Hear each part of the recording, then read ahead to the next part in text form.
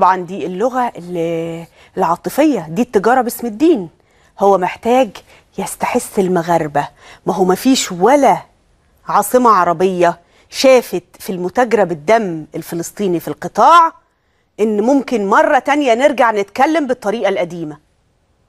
طيب المغرب بتلعب جيم كبير جدا، بالإضافة لأن هي مسؤولة عن حماية المقدسات مع الأردن.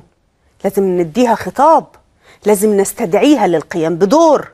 وهفكركم بالكلام المهم اللي هفتحه وأعيد تنشيط ذاكرتكم بيه النهارده مع دكتور محمود محي الدين لما كلمنا عن دور المغرب الملتبس. المغرب شافت ثورات الربيع العربي جايبه الاسلاميين، راحت جايبه اسلاميين قالت لهم خشوا معايا في الديل، يلا امسكوا الحكومه على طول في الانجاز. لان الملك الشاب اللي هناك ما عندوش وقت، قال لك انا ادخل معاهم في صفقه مباشره وانا لسه هخلي الشارع يشتغل. مين اللي بيدفع الثمن في المغرب بالمناسبه؟ الشارع. انتوا عارفين ترتيب المغرب في الدول المصابه بالايدز رقم كام؟ اعملوا جوجل عليه ده النهارده. انتوا عارفين ان واحده من اهم اقتصاديات المغرب، انا اسفه في هذا الشهر الكريم، هي اقتصاديات الدعاره. بس هناك الحكومه اسلاميه. راجعوا الحاجات دي علشان احنا مش عايزين حد يبتزنا ويضحك علينا تاني، لان ربنا بيدينا فرص ما بتتعادش. ما بتتعادش. مشعل اللي قاعد على الفوتاي في التكييف في الفندق في الدوحه بيقول للمغرب انا مغضوب عليا دلوقتي، انزلوا بقى انتوا، ده انتوا ليكوا باب مغاربه. دي هي المتاجره بالدين. لا، وبيقول لكل الشعوب الاسلاميه دي بلدكم القدس، دي بلدكم كلكم. بس يا ترى ما كانتش بلد مرسي ليه؟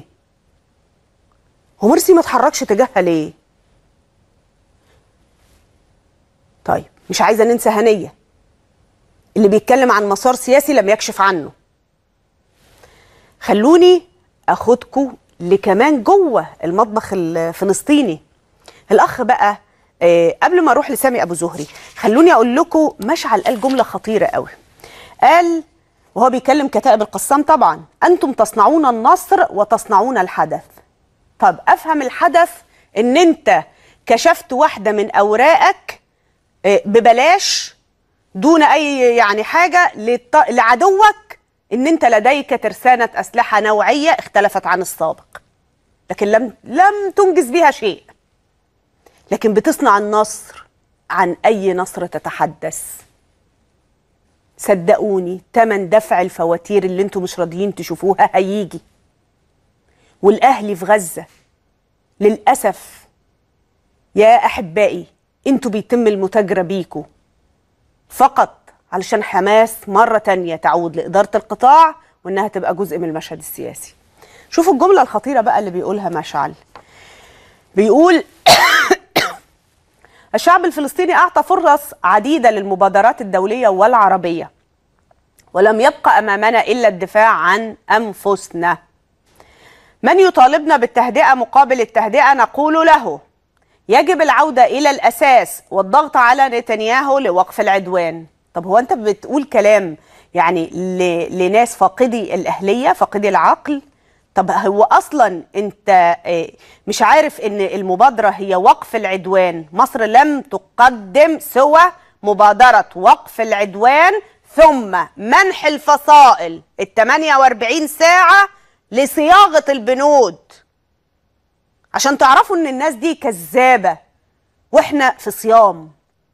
المبادرة المصرية بتدينا وقف فوري لإطلاق النار مقابل 48 ساعة تجتمع فيها الفصائل مجتمعة مع رئيس السلطة بتاعتها ويطلعوا ببيان. لكن المصريين مش هيعيدوا إنتاج الطريقة القديمة. لازم يوصلكوا الكلام ده كويس.